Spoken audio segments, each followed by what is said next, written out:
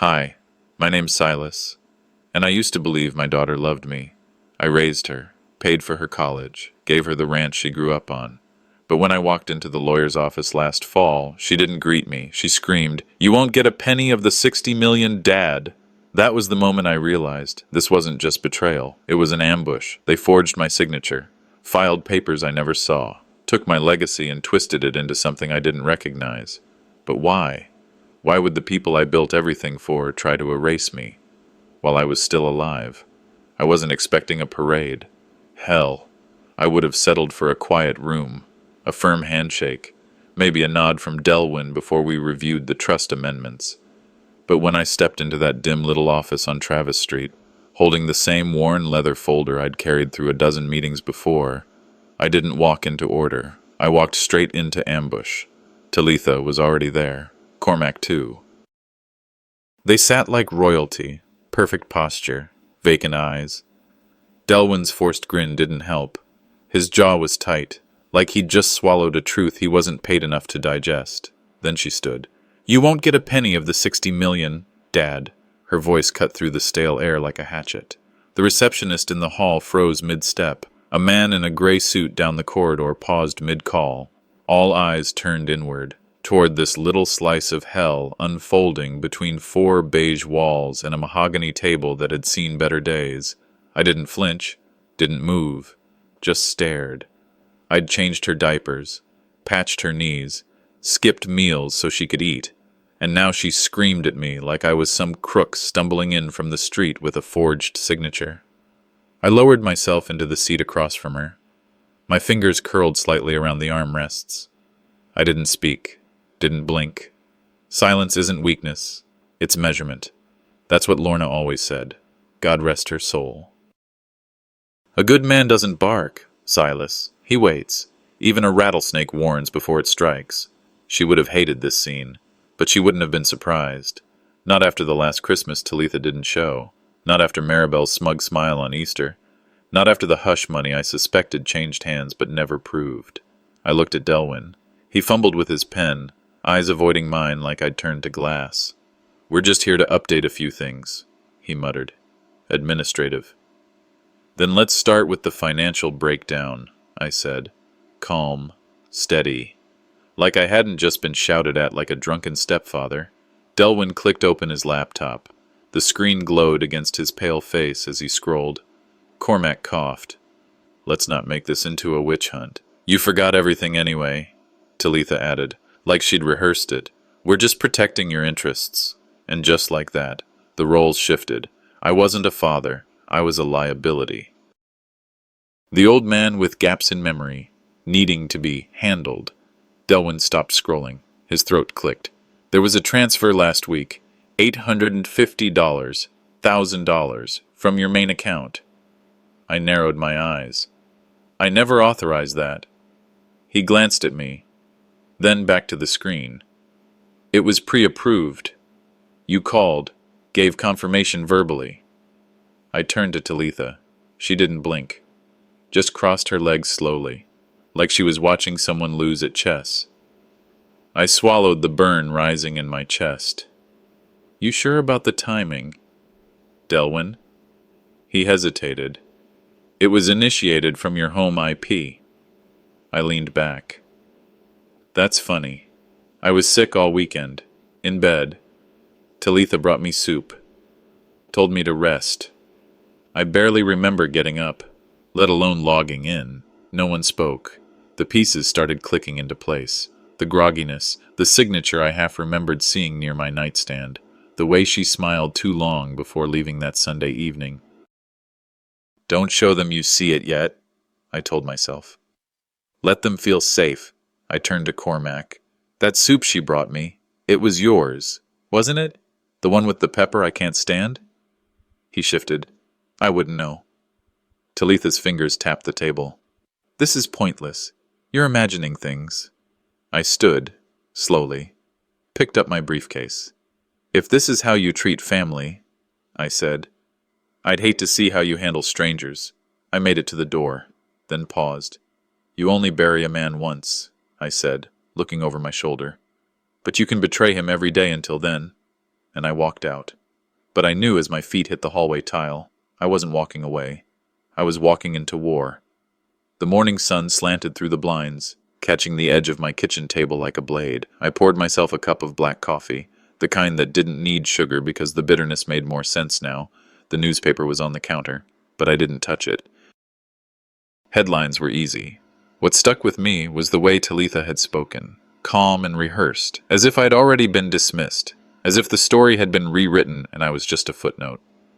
It wasn't the shouting that stayed with me, I muttered into the silence. It was how prepared they were. I sat down with my cup, staring into it like it might offer answers. Her words replayed in my head. It was never really your money, Dad. Not technically. That line cut deeper than anything Delwyn had said. Not technically, like I'd been a placeholder all along. I opened the drawer where my original will had always been. Top left, under the old mortgage file. Empty. That space hadn't been touched in years. Now it looked scrubbed clean. In its place, an envelope sat, unmarked except for one corner that read, Legal Correspondence. Inside was a crisp sheet of paper, financial authorization form, dated 6 weeks ago. My name, my supposed signature, and a pit in my stomach. I didn't feel confused. I felt confirmed. I left my coffee half drunk and stepped out into the chill of the shed, where I kept the archive boxes. My father's voice echoed in my memory. If you're ever unsure who stole from you, start by checking who's too helpful. The musty air was thick with sawdust and old ambition. I pulled out the boxes, flipping through binders of tax returns and estate updates. Some documents were freshly printed, on smooth paper that hadn't aged a day. I ran my fingers across the signature lines. Mine, supposedly. But the slope of the S was wrong. The angle of the V in Vaughn too neat. Someone had tried to mimic me, and they'd almost done it. One document named Cormac Leyland as authorized financial proxy. I never gave that title. I wouldn't have. I leaned against the wall, the folder loose in my hands. They didn't need me confused, I whispered. They needed me compliant. I boxed every document that didn't sit right, labeling them in a way only I would understand. I knew who I needed to talk to. Vernon Cade might not be a man of many words, but he still had eyes, ears, and a memory sharper than most. His porch was just as I remembered, worn wood, creaking boards, and a sweating glass of lemonade set between us. I handed him the papers. He squinted, then reached beneath his deck chair and pulled out an envelope. Got this couple weeks ago, he said. Didn't think it mattered. Something about a financial shift. Courtesy copy. He hesitated before continuing. Talitha came by last month. Asked if I'd noticed anything. Off about you. Said you were forgetting things. My jaw tightened. They're laying groundwork for guardianship, I said flatly. Vernon didn't argue. Saw Delwyn and Cormac at Millbridge Diner. Before all this blew up. I didn't flinch. Just nodded. This was never about the will, I said. It's about erasing me while I'm still breathing. Vernon reached into his shirt pocket and handed me a flash drive. You'll want to see what's on here. My neighbor's got one of those fancy doorbell cams. That night, in the dull blue light of my den, I watched Cormac unlock my door while I was at the clinic. One clip showed Delwyn leaving, folder in hand, labeled Estate Originals. I didn't yell. I didn't punch the wall. I sat still. Most men shout when they're wronged, I murmured. I learned to sharpen silence into a weapon. Cassia, my housekeeper, might know more than she let on, but for now, I had names, images, timestamps. I printed stills, created folders. I called it the Real Will File. In the last drawer, beneath an envelope of war bonds and a worn-out photograph of my late wife, I found a letter, postmarked 3 weeks ago. It was from Reverend Amos Pruitt. The subject line read, Regarding your July Testament update. I opened it slow. His words cut clean. I'm concerned by the discrepancies between what you signed and what I was later sent by Mr. Taze. He mentioned a copy of the authentic draft still stored in his lockbox. Asked me to come discreetly. There were whispers in his congregation. Apparently, Talitha had been visiting. You once told me your family would never turn on you, he wrote. I believe you, but someone in your family believes otherwise. I folded the letter, set it beside the flash drive. I always thought death would be my reckoning, I said under my breath. I was wrong. Turns out, the reckoning arrives while you're still alive, wearing the faces you taught to smile. The church bell didn't sound right that morning. Maybe it was the wind, or maybe it was something heavier, like truth about to break open. I pulled my truck behind the chapel, tires crunching over fallen leaves, careful not to catch the attention of early walkers or nosy parishioners. The October fog clung low over the cemetery, muffling sound and smudging the names carved into the stones. I slowed when I passed Maribel's parents' grave. Their kids had never once taken them to court. I used to envy that kind of peace. Reverend Amos Pruitt didn't meet me in the main office. He waited in the church's old library, a forgotten room lined with leather-bound Bibles and ledgers stained with generations of ink and regret. The only light came from a small lamp in the corner, casting long shadows over a ticking clock that seemed louder than it should. He offered tea. I declined. I didn't come for comfort, I told him, settling into the cracked leather chair. I came for clarity. He didn't flinch, didn't ask questions, just nodded, stood up, and walked to a steel cabinet near the back wall. With a key around his neck, he opened the top drawer and pulled out a cloth-wrapped folder. His hands moved slowly, reverently. Inside was a single sheet of paper, my handwriting, my signature, dated mid-July, a testament, witnessed by him and Cassia Rayler. "You gave me this," he said quietly, after Talitha missed the hospital call. "You said if they ever made you feel like a burden, they'd forfeit the right to your legacy." I stared at the ink like it had written itself. The anger that rose wasn't sharp. It was quiet, deep, settled like sediment in my bones. Pruitt continued. "Delwyn came 2 weeks later, said he needed the most current version. But I never gave him this." He paused, folding his hands. "Talitha's visited me 3 times since. Each time, she asked about church records, casually, like a friend checking on a recipe she never made." I didn't respond right away. Instead, I took out my phone and snapped photos of the letter. Then I folded it, slid it into the inside pocket of my coat. When I looked up, Pruitt was watching me like a man expecting lightning. "This isn't just about inheritance," I said. "It's about power, and who they think I've stopped being." He nodded once. "You've always been more dangerous when you're quiet." "Silas." The drive home felt longer than it should. My fingers gripped the steering wheel like it could hold back time. A memory broke through. Talitha as a little girl, sobbing when I left for work, her hands balled up in my shirt. Now she was building a case to declare me incapable. I laughed, but it didn't sound right. It never does when it comes from disappointment. Maribel's voice drifted back to me, something she once said before we signed the divorce papers. "If you're too soft on her, she'll use your kindness against you." I'd chalked it up to bitterness then. Now, I wasn't so sure. I pulled over at an overlook just past the county line. The Hudson flowed silent and gray beneath a cover of low clouds. I stared into the water like it might reflect something truer than the life I was living. "I've always followed orders," I said aloud. "Maybe it's time I gave some." I pulled out my phone and typed a message to Cassia Rayler. "I need to talk. I think you've been quiet too long." It was already dusk when we met, behind the garage where she parked, away from the house cameras and the questions. She looked nervous, but her voice was steady. "I wasn't sure when you'd ask." I told her about the original will, about the church copy, about Talitha's casual visits and Delwyn's request. Her eyes widened, then narrowed with something between guilt and resolve. "I overheard them," she said. "Cormac and Delwyn. They were talking about timelines, about elder vulnerability assessments, about expedited reassignment." I raised an eyebrow. "Reassignment?" She nodded. "That's how Delwyn phrased it." Like moving office furniture, she reached into her purse and handed me a small USB drive.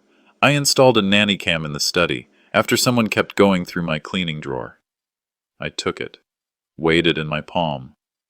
You thought they were sneaking in? She nodded again.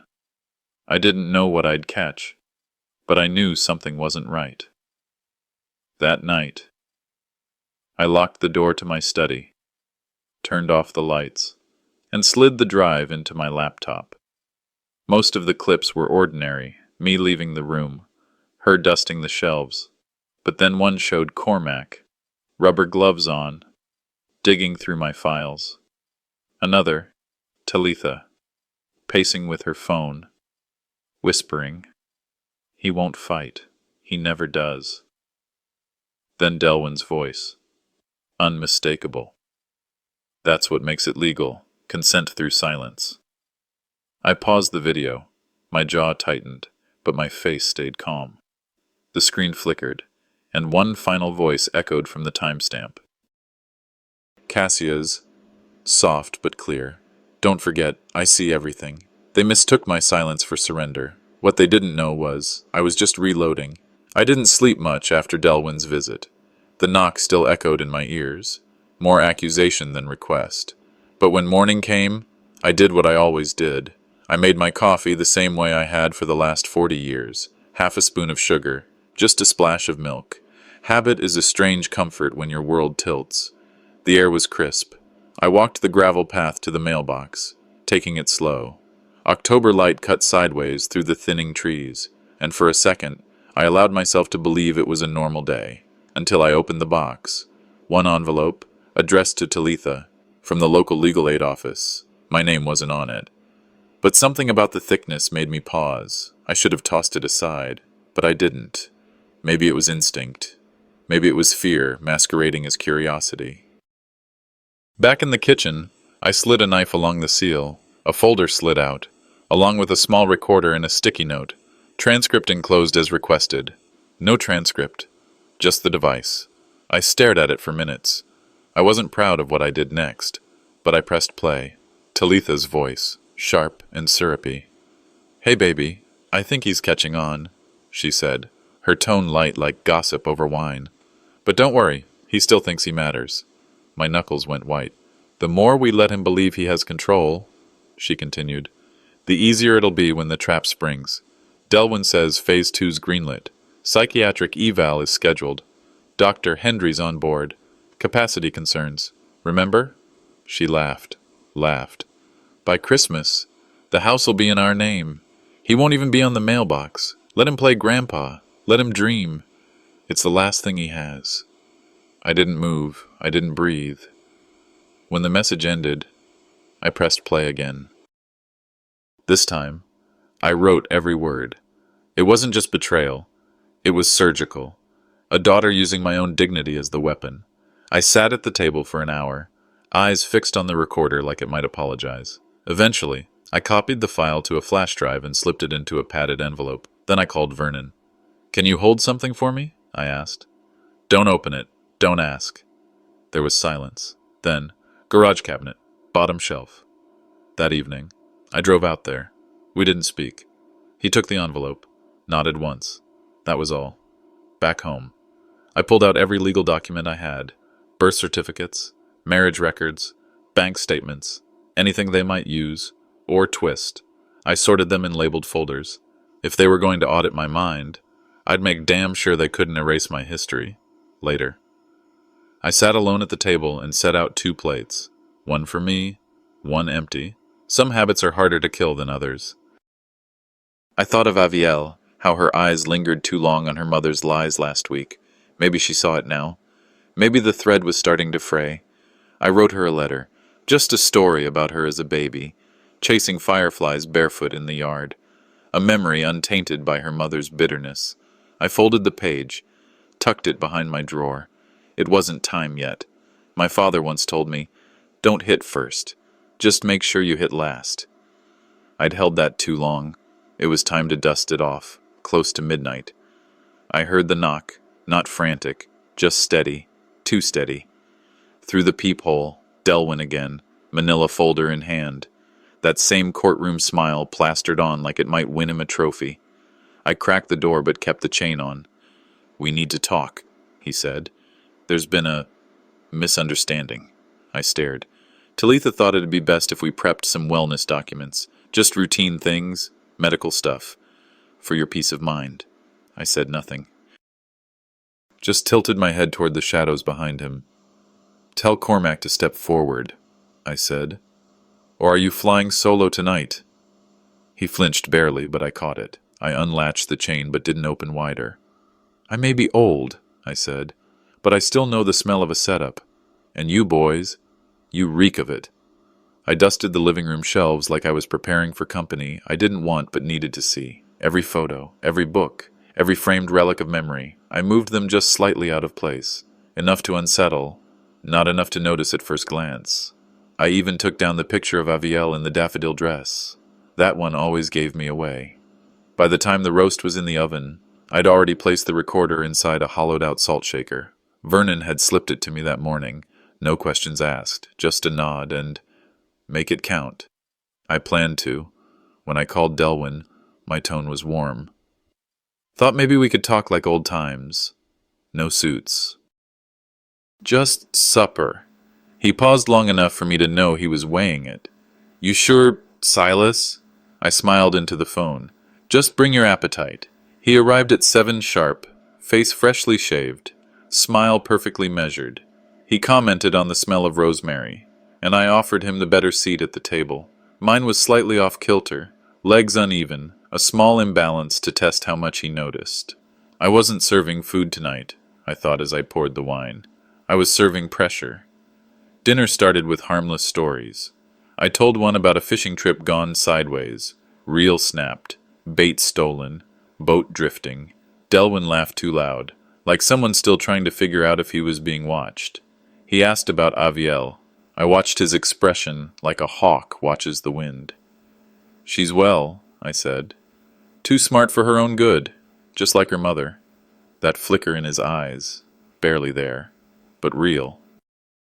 As he sipped his second glass of wine, I brought up memory loss in older adults. I hear it's common, I said, especially when the world starts treating you like a ghost before you're even dead. Delwyn leaned forward. It's not uncommon, especially after what happened in 2018. I blinked once. Slow. 2018, the year I fell on the porch and refused to go to the hospital. The year I started locking my office. The year I wrote a letter I never mailed. I'd never told Delwyn that story. I smiled as if he hadn't slipped. Funny how time bends, I said. 1 year folds right into the next. Then I asked him, plain as daylight, when did you start working with Talitha without telling me? He blinked fast, played dumb. I'm not sure I understand. Neither am I lied. The conversation shifted like wet sand. I quoted a few legal terms about elder coercion and property manipulation. He nodded, too quickly, posture a shade too stiff. I once knew a man, I began, whose son tried to declare him unfit. The old man had taped every meeting. That saved him. I let the sentence hang, watching the sweat gather at his collar. Dr. Penfield, I said offhandedly. What do you make of him? Delwyn, ever the reflex, muttered. That man's never seen you. I set my fork down like I was tired of the meal. I know. The room held its breath. I stood and gathered the plates, not like a host, but like someone clearing the battlefield. Then I turned. This isn't about the house, I said. It's about being erased by people who still need your signature. Delwyn tried to regain ground. You're confused. This isn't personal. That's the worst part. You made it business. I slid the envelope across the table, unopened. Voicemails don't lie, even when you do. He didn't even touch the envelope, just stood, red creeping into his cheeks. I walked to the front door and opened it without a word. You should go, he left. No goodbye. 20 minutes later, the gate creaked again. Avielle stood there, backpack slung low, hoodie zipped to her chin. Mom's been saying weird things, she said. Can I stay here tonight? I nodded. She stepped in like she was stepping into someone else's war without realizing it. As she set her bag down, a piece of paper slipped halfway out. I saw the bold title. Notice of Evaluation. Adult Guardian Assessment. She didn't even notice it. I did. I tucked it into my coat when she wasn't looking. If Talitha wanted to erase me, she should have picked a dumber witness. And Avielle just chose sides. Even if she didn't know it yet, the house was too quiet. Not peaceful, quiet, like the hush before a thunderstorm when the air grows heavy and the birds vanish. I sat at the kitchen table, one hand wrapped around a lukewarm cup of coffee I hadn't touched, eyes fixed on the envelope Avielle had handed me. In the dim overhead light, the words "Notice of Evaluation" stared back like a dare. I should have gone to bed, but I couldn't. My body might have been still, but my mind moved in loops, back to when Avielle was 7, sitting beside me on this very table, tongue between her teeth, learning how to write a cursive Y without making it look like a fishhook. She always added a little swirl at the tail end, said it made the letters less lonely. I flipped the form again, tilting it toward the light. One word caught my eye. Necessary. Scribbled in looping cursive, with a Y that wasn't just similar to Avielle's. It matched Delwyn's. That boy used to practice his name over and over on his notebook covers, always adding that same arrogant little curl at the end. He said it looked more executive. I rubbed my temple slowly. My protective instinct surged. This wasn't Talitha's writing. This was his. I stood and walked to the study, unlocking the bottom drawer of my old roll-top desk. Inside were decades of cluttered archives, school field trip slips, letters from my late wife, the original blueprints of our ranch. I sifted until I found a stack of Delwyn's early papers, tax forms, contracts from his first failed business, even an old birthday card he'd written me when he was 16, signing it, "Your smarter son, Del." Same tilt, same swirl, same confidence. He forged this, not just the signature. He wrote the whole damn thing. I sat back, breathing through clenched teeth. The recorder was still in my pocket from last night's dinner. I rewound it to the moment I said Dr. Penfield. Delwyn's voice jolted in reply. "That man's never seen you." Not "Doctor." Penfield doesn't exist. Not "Who's that?" Just "That man's never seen you." A slip like that isn't born from confusion. It's born from knowledge. A man who lies with ink rarely acts alone. By morning, I had barely slept. I made pancakes out of habit. Avielle loved them with too much syrup.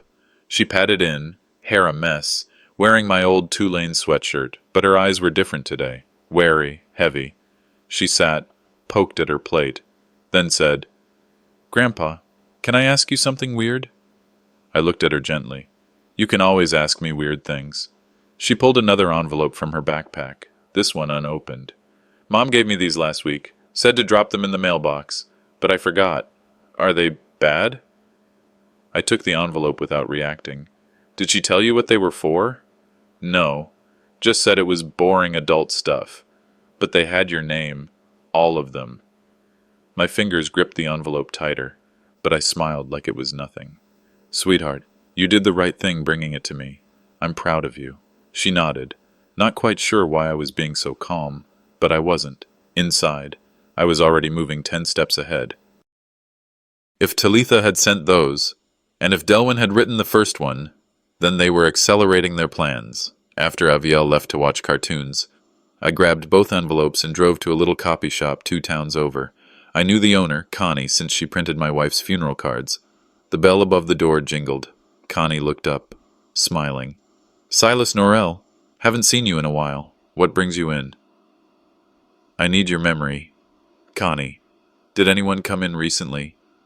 Print forms like these, legal looking, maybe from a USB?"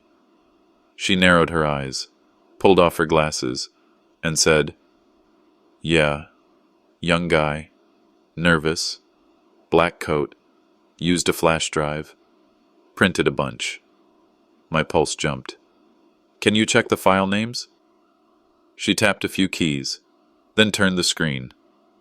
There they were. Eval Grandpa / final.docx.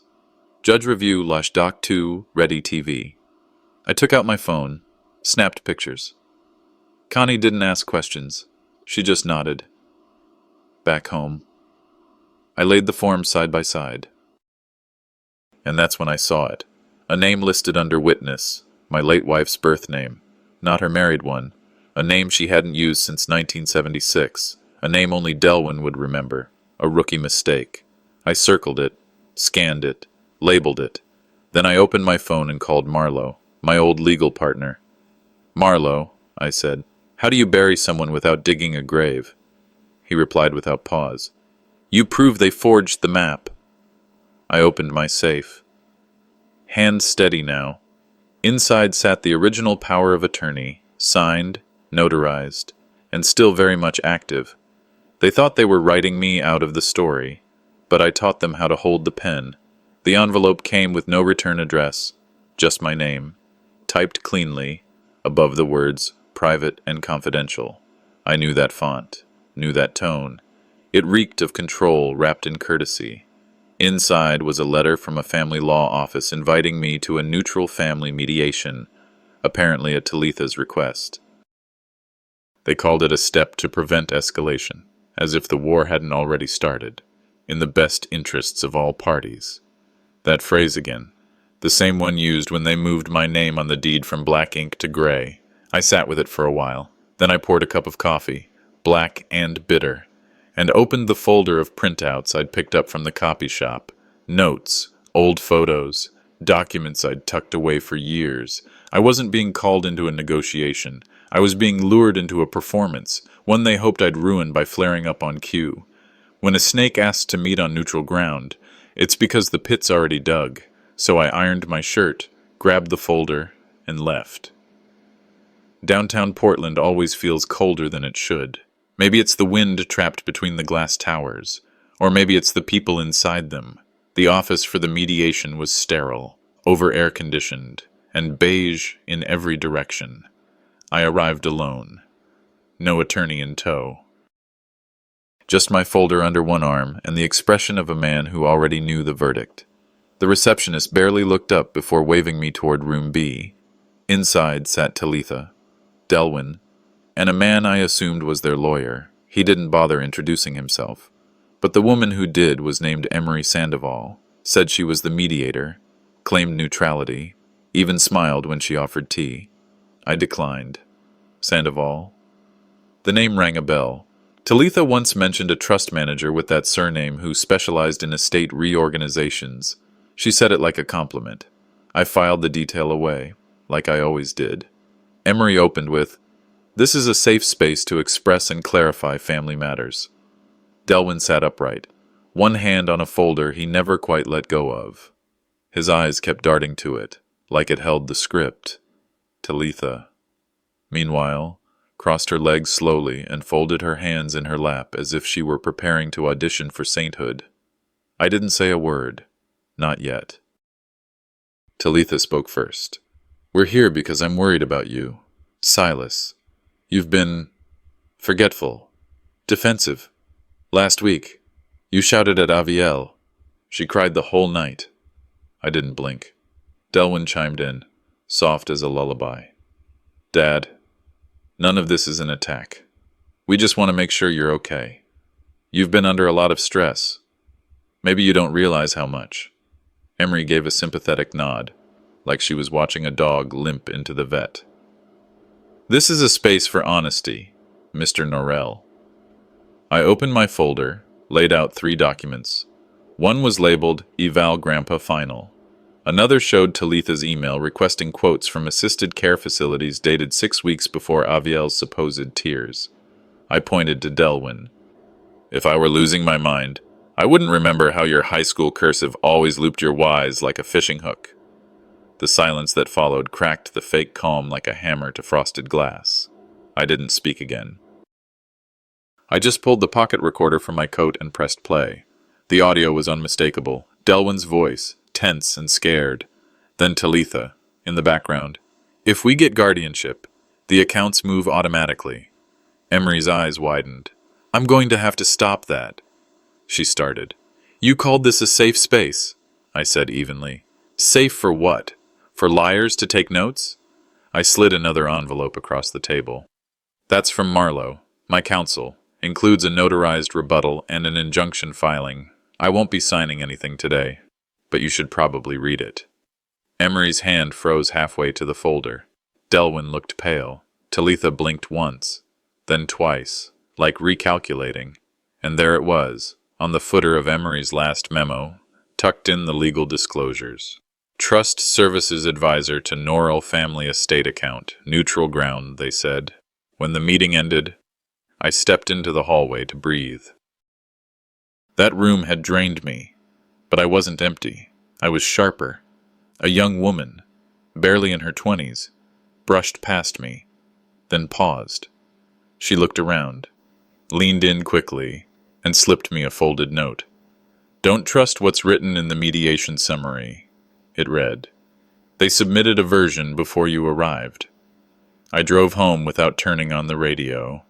That night, I opened my inbox and saw it, an attached PDF marked Mediation Summary, Final.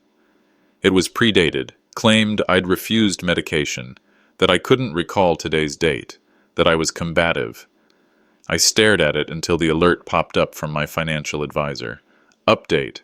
Medical POA has been revoked and reassigned. I read it twice.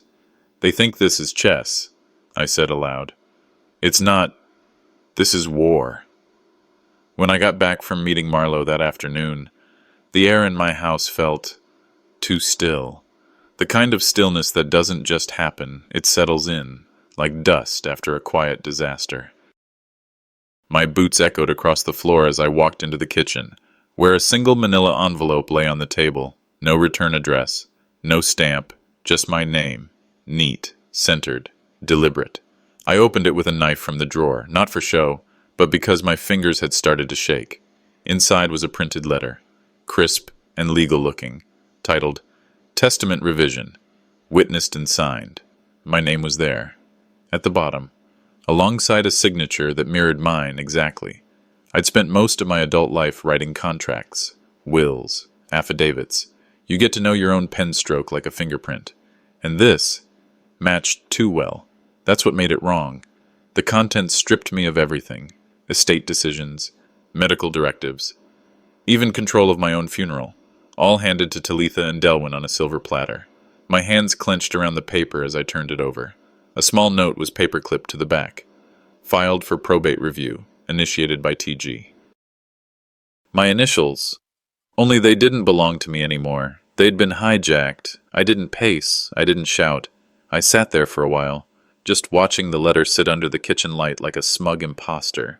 Then I pulled out an old folder labeled Valid Signatures, Legal Only, and lined up my past documents beside the one I'd just received. The signature matched perfectly, but the feel of it, the soul of it, was off. Next morning, I called Lois Henley, a retired forensic document examiner who'd once helped me disprove a property scam a decade ago. She agreed to meet me in her kitchen, where the scent of lemon tea clashed with the tension I brought through her door. She sat with her glasses perched low and examined both papers, tilting them against the light, running her thumb along the ink. "It's your hand," she said slowly. "But something's off." She pointed at the pressure on the descenders, the Y, the G, the F. "Matches a sample from 2006. This isn't forged from scratch. Someone lifted it from an old file. The year hit me like a hammer. 2006 was the year I transferred partial rights to a timber lot outside Pendleton. That contract had sat in a red folder I kept in the bookshelf. Avira asked about it last weekend while dusting. I'd brushed it off. Probably just misplaced, I'd said. Foolish. I left Lois's house with a sick swirl in my stomach. This wasn't just identity theft. It was memory theft. Someone had crept into my home, plucked one document from a sea of hundreds, and vanished without a trace. I wasn't just being legally cornered. I was being psychologically disarmed. Back home, I didn't sit down. I wrote a letter to the county records office, requesting a temporary freeze on all actions involving my estate. A message to Marlowe. Initiate counter-documentation. Trace every touchpoint. Paper only. No digital trails they can scrub. I pulled my last handwritten will from its drawer. A will I penned in 2017, long before Talitha oozed into my life. I scanned it, uploaded it to an encrypted cloud drive, then locked the physical copy behind the old water heater in a fireproof box. Next, I picked up a yellow legal pad and wrote slowly, with the clarity of a man who'd tasted betrayal in his own handwriting. To whom it may concern, if you're reading this, I am either dead or someone tried to make me legally disappear. I folded it, sealed it, and marked the envelope with 3 red X's. That letter wasn't for anyone yet, but it would be. 2 days passed before Marlowe called. I was watering the porch plants, trying not to think. "Silas," he said, voice tight. "I tried to file your freeze, but the forged letter's already in the system." My heart thudded. "When did they file it?" "Last Tuesday. We were in mediation that day." Silence crackled through the line. "Then, someone submitted it while you were in that room." I turned toward the window, eyes locking on the mailbox outside. I remembered Delwyn stepping out during mediation, claiming he needed air. What he really needed was distance from the scene of the crime. "They're not playing defense, Silas," Marlowe said grimly. "They're erasing you by pen." I exhaled through my nose, jaw tight. "Then it's time I teach them how sharp my pen can be." Vernon Cade was standing by my fence again, same spot as always. His posture had that tired tilt of a man who's carried secrets too long. No mug of coffee this time, just hands in his jacket pockets and a quiet sentence that hit harder than any warning. "I think it's time." I nodded. I didn't ask what he meant. I already knew. Since the firestorm at Delwyn's office, the air around town had been dead calm. Not the peace kind, more like the stillness you get before a twister drops out of the sky. Talitha hadn't called, not even a text. Aviel, too, had gone quiet. Maribel, well, she'd been rehearsing silence since the day she first met herself in a mirror. But I hadn't been idle. While their plans grew roots, I had been pruning them with precision. Cassia had turned out to be the sort of quiet warrior I never expected. She labeled every folder, cross-checked time-stamped clips, kept backups in a locked drawer beneath the coffee filters. Vernon had delivered handwritten notes when digital trails felt too exposed. You'd think that in your 60s, you've seen the worst of people. Turns out, I had only just started. When betrayal loses its sting, you're left with one choice. Do you bury it under regret, or build something solid out of the rubble? I showed up at Aviel's school unannounced. She was coming out of the library, backpack slung lopsided, earbuds in one ear. She froze mid-step when she saw me. Her hand tightened around the strap like it might anchor her to a rule someone else wrote. She didn't know if she was still allowed to love me. I smiled. "You've gotten taller." She gave a half-smile, unsure whether it was safe to finish it. We sat on a wooden bench near the arts building, the same one she once danced in front of after a music recital, years ago. The bench creaked beneath us like it remembered us better than we remembered each other. I handed her a sealed envelope. "You don't have to read it now, or even soon, but it's all in there. My side." She took it, hesitating only a second before sliding it into her bag. Then I asked her something I should have asked years ago. "What do you want?" "Aviel, not what your mother says, not what I hope for, just you." She looked down, then back up. "I want to stop pretending like none of this matters." I reached out, touched her shoulder gently. "Then don't pretend." Not for her, not for me. As I left, I glanced back once. She was still sitting there, envelope in her lap, not opening it, just holding it like maybe, just maybe. It could weigh more than all the noise around her. Reverend Amos hadn't changed. Same patchy beard, same coat that looked like it had seen more winters than sermons. The chapel was empty save for dust motes and an odd quiet that churches seemed to collect in off hours. I handed him a USB. "Surveillance. Signed statements. Everything you asked for." He took it without a word, then pulled something from under the pulpit. A fresh envelope. Seal intact. "You'll want to open this when you're ready," he said. Voice like gravel softened by years. A slant of red light from the stained glass window cut across the floor as he added, "Talitha won't come to you, but she might come here." I studied him. "Why didn't you confront her? Reverend, you knew." He looked me dead in the eyes. "Because the devil doesn't fear fire, it fears forgiveness. and I hadn't figured out which one I was carrying. I left with more weight in my coat pocket than I came in with. I didn't expect to run into Delwyn Tays at Renshaw's pharmacy. He looked smaller in person, less like a lawyer, more like a man who'd misplaced his backbone. He reached for his wallet like it could shield him. I stepped into his line of sight. "You want to explain why Clause 9b disappeared from my original draft?" He stammered, mumbled something about client pressures and shifting directives. I nodded toward Brinson's diner. "Let's talk somewhere less echoey." We sat in a booth near the back. He ordered decaf. I didn't order anything. I slid a photo across the table, a still of him and Cormac in Las Vegas. Time-stamped 6 months before the last revision. His eyes darted. Don't bother. I'm not here to dig into your skeleton closet. Just tell me how deep the roots run." He did. He spilled it all. Cormac had offered him a side deal. Maribel vouched for its necessity. Money passed hands. Legal advice turned into manipulation. And all of it had one goal: isolate me, legally and emotionally. I leaned back. "You were the firewall, and you let the whole damn house burn." Maribel opened the door without emotion. Her hair was pinned up like it always had been when she wanted to look like she was in control. "You don't have to say anything," she started. "Good," I replied, "because I'm not here for dialogue." She narrowed her eyes. "You weren't there for Talitha. And you weren't even there for yourself," I said, setting a folder on her entryway table.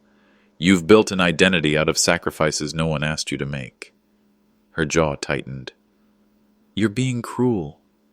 "No, I'm just done being polite around your delusions." I left her with the documents. Not for a fight, just facts. This is who your daughter became, with your help. She didn't cry. I didn't slam the door, just stood there, eyes blank, paper trembling in her hand. Vernon sat on my porch that evening, sipping something too strong for the hour. "You think Talitha's your enemy," he said, not looking at me. "But the real enemy is the part of you that believed you didn't deserve better." I stared at the horizon. "She got that from me," I said finally. "The self-doubt." He nodded. "But she weaponized it. That's on her." I confessed something I'd never said aloud. I changed my father's will once. He was going to leave everything to the church. I rewrote one clause. Just one. He didn't flinch. "Now you know how the pattern starts." That night, I opened the envelope Reverend Amos gave me. Inside wasn't a letter. It was a notarized statement. Aviel's name signed at the bottom. She had seen something critical, something they never meant for her to witness. She gave it willingly, without being told, without being asked. Just her own choice, finally made. The courthouse looked smaller than I remembered. Or maybe I had grown in ways no one could see. The morning sun slanted hard against the stone steps, casting long shadows across the crowd gathering outside. Reporters clustered like pigeons, murmuring predictions behind their lenses. I caught a few familiar faces, neighbors who once shared casseroles and condolences. Now they whispered behind raised hands. Vernon walked one pace behind me, deliberate, like he understood the weight of the moment. His silence was sharper than advice. Talitha stood flanked by her attorney, cool and poised in her tailored gray suit, as if grief had a wardrobe. Aviel broke from her side, eyes fixed forward, not looking at her mother, not looking at the cameras. She walked straight to me and gave a small nod. No apology, just presence. Cormac was across the stairs, barking orders to his lawyer, straightening his tie like it could fix his lies. His smirk didn't reach his eyes. Cassia brushed past, slipping a note into my palm without stopping. In her quick, steady handwriting, "They'll try to bait you. Stick to the facts. Some men go to war for money, others for legacy. But some wars, you fight just to prove you were here at all." Inside, the courtroom smelled like polished wood and old arguments. Talitha's lawyer started with practiced sympathy, painting me as erratic, forgetful, impulsive. He quoted selectively from medical reports, twisting phrases to fit their narrative. Then Cormac took the stand. His tone was buttered with fake concern. "I was merely acting in the family's best interest," he said. Silas. He'd been misplacing things, forgetting conversations. The subtext wasn't subtle. He was the hero in a story I had supposedly forgotten. Delwyn followed, slick and composed. But when the opposing counsel brought up inconsistencies between the original will and revised clauses, particularly Clause 9b, his facade began to fray. I stayed quiet, watching. I wasn't just listening to words. I was studying postures. Avielle leaned slightly forward. Maribel crossed her arms so tightly her knuckles whitened. The judge looked tired, but attentive, her fingers tapping slowly against the bench. Vernon shot a text to Cassia. "Are we ready with the recording?" Her reply blinked back in seconds. "Almost. She doesn't know yet." Then came a ripple I hadn't expected. Maribel stood. The courtroom stilled as she walked to the witness stand. Even Talitha turned, clearly blindsided. "I have something to submit," Maribel said, her voice surprisingly steady. "I recorded a conversation at my house, between Mr. Tays and Mr. Leyland. I believe they were misleading my daughter." Gasps cut through the silence. The recording played, static crackling before voices emerged. Cormac. "The old man wouldn't remember Clause 9b if we lit it on fire." Delwyn. "It's done. No one's going to dig that deep." Talitha's face contorted. Fury, betrayal, calculation, all surfacing at once. Her lawyer leapt up, demanding a mistrial, claiming the recording's integrity was compromised. But it wasn't over. Avielle had followed Maribel out moments later, and I could see it in her stride when she returned. Something had cracked. "I'd like to speak," Avielle said, stepping forward without invitation. The judge hesitated, then nodded. Avielle looked at me first, then turned to face the courtroom. No one forced me to write that statement. I did it because I needed peace, not because anyone asked for it. She recalled a time Delwyn's voice echoed from her mother's speakerphone during what was supposed to be a private call. She recited details with unsettling precision. Her voice didn't tremble. Then she dropped the bomb. "My mom told someone, 'Don't worry, Grandpa'll be dead before this reaches court.' I was 12. I never forgot. It made me feel sick." There was no air left in the room. Murmurs swelled. The judge called for silence, but silence never felt so loud. During recess, I stood in the hallway, the world muffled by courtroom doors. Talitha passed by, heels sharp against the marble. She paused beside me. "You think this ends here?" she hissed. "You raised me." I met her glare evenly. "I raised you, but I didn't mold you." Cormac's lawyer whispered frantically with Vernon, who slid him a folder, his face drained of color. The judge was handed a sealed motion, eyes narrowing as she read. Cassia approached, calm as ever. "They thought you'd be too tired to fight. Weakness was their bet. But you showed up to war with receipts." The judge returned. Her voice was clear, but carried something deeper than legal tone. "This case doesn't just test documents, it tests human boundaries." She announced a 48-hour window to review new evidence. No rulings yet. Outside, Talitha exploded. "I told you to destroy that draft," she screamed at her lawyer. I watched from behind a pillar, my eyes closed, not in relief, in readiness. Truth isn't announced. It's cornered into daylight, clawing its way out of shadow. The courtroom that morning was quieter than usual. You could hear the soft ticking of the wall clock behind the judge's bench, a sound normally swallowed by whispers and shuffling papers. But not today. Not after the bailiff handed a second envelope to the judge marked urgent, private. He opened it slowly, adjusted his glasses, and scanned the page, his brow furrowed, twice. Then, without looking up, he tapped his gavel lightly and said, "We're taking a temporary recess. I've received a new statement allegedly from Miss Avielle Norel. It contradicts her prior testimony." The words hit harder than any gavel. My lungs didn't empty right away. I sat there, frozen, trying to remember the sound of my granddaughter's voice, the way her words used to trip when she got nervous. This new letter? It read like it had never known hesitation. Vernon leaned in, voice low and sharp. "That's not her language. That's Talitha's lawyers. I'd bet my damn retirement fund on it." I didn't respond, didn't blink. My thoughts drifted to a phrase my father once used. When a lie wears your blood's handwriting, it doesn't just trick the court, it strangles your heir.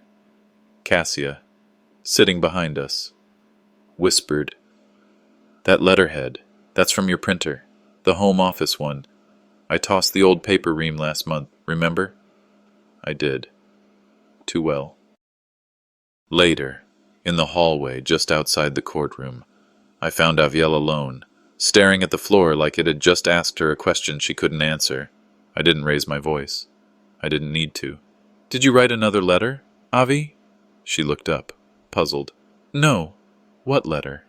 I pulled it from my jacket. She took it with shaking fingers, read 3 lines, and whispered, "This isn't mine. That's not even how I spelled judgment.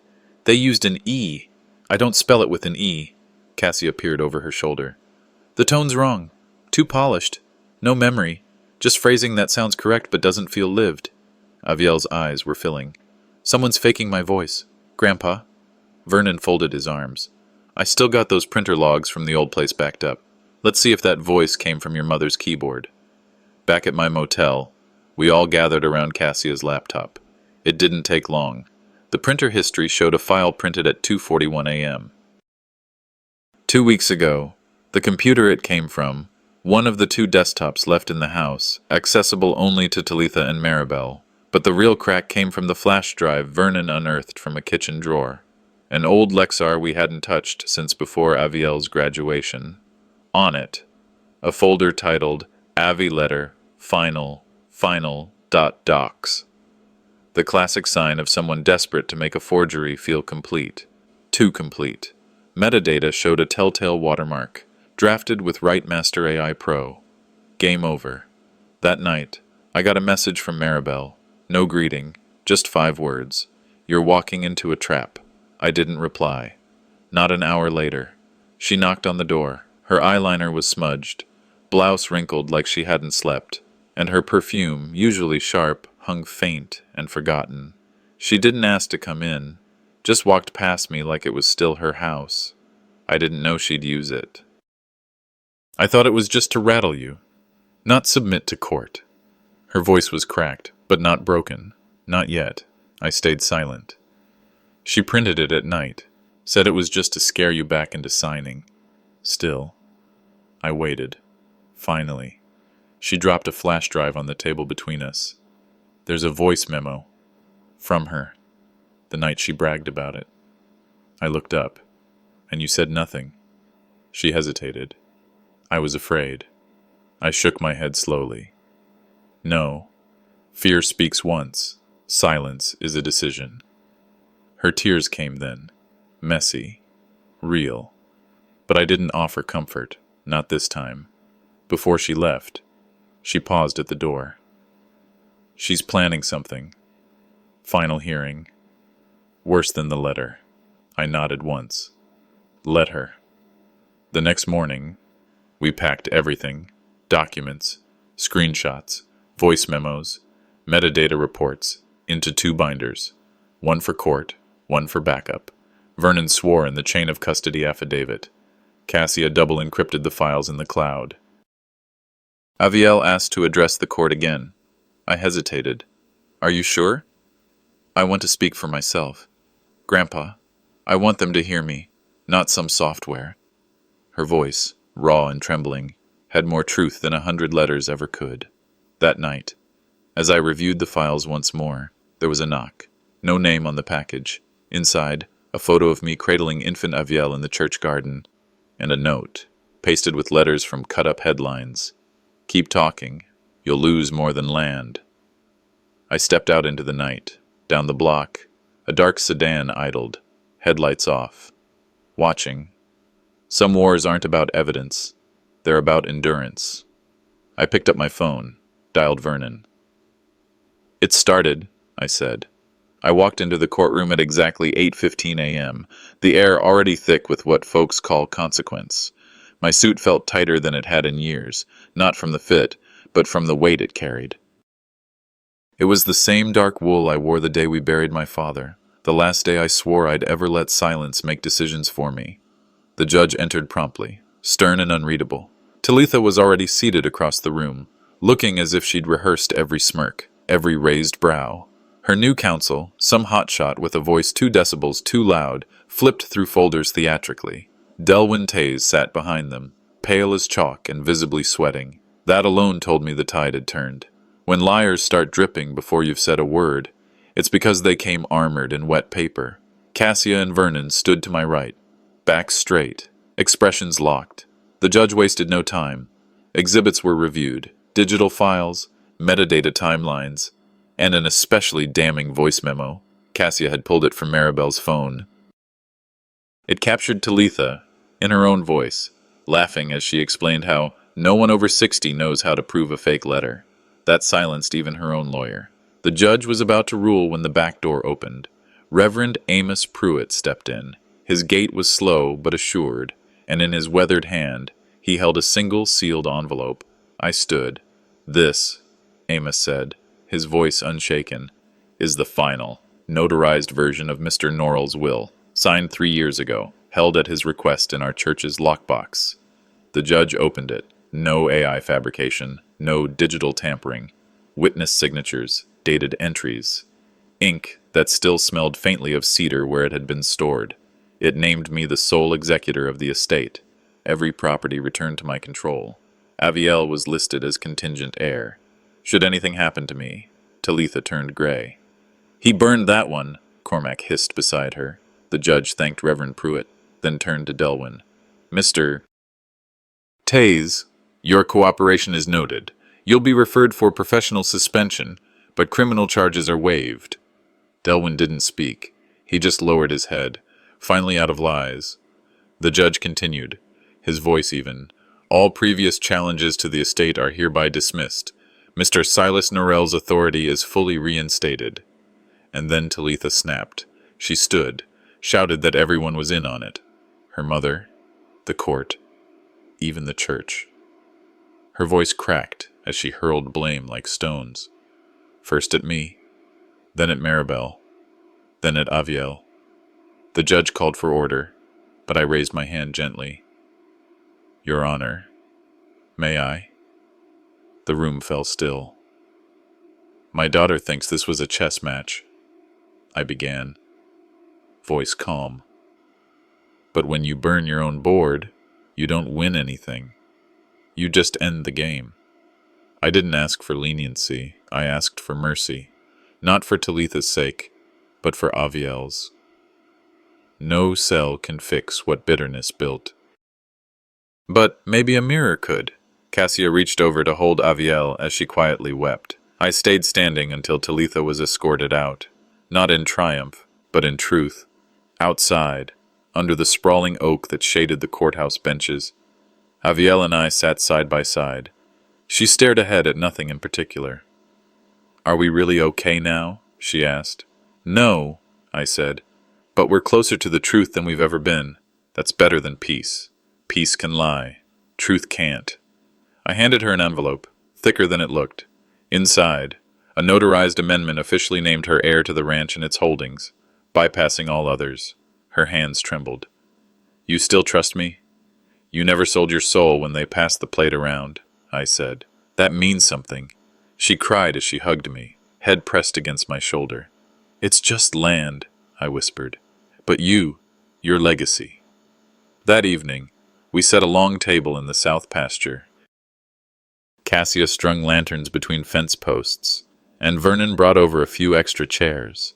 Reverend Pruitt arrived with cornbread and a quiet grin. Aviel helped arrange the plates. Careful and deliberate, leaving one space open at the head of the table, we ate under soft light and cooler winds. I poured a glass of wine and raised it. "To those who survived storms," I said, "and those who rebuild without maps." Laughter came easy after that. I told a story about a pecan tree on the edge of the property, one that lightning split down the middle 20 years ago. Everyone thought it was dead, but each spring it bloomed.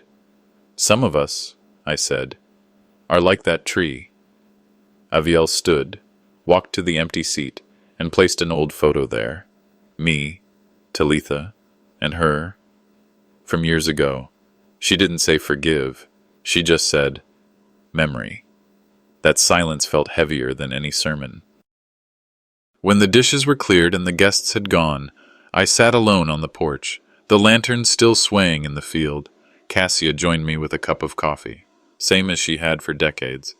"You did it," she said, gently. I stared out into the dark. "I didn't win," I told her. "I just remembered who I was before they tried to make me someone else." My phone buzzed. Vernon's text. "The buyers for the neighboring property backed out. Want to take a walk tomorrow?" I smiled. "Let's walk," I replied. "Maybe plant a few trees while we're at it." And as the night deepened, I sat quietly, watching the lanterns sway, not in victory, not in regret, just in stillness. Sometimes justice doesn't roar. Sometimes it just waits for you to choose the next sunrise.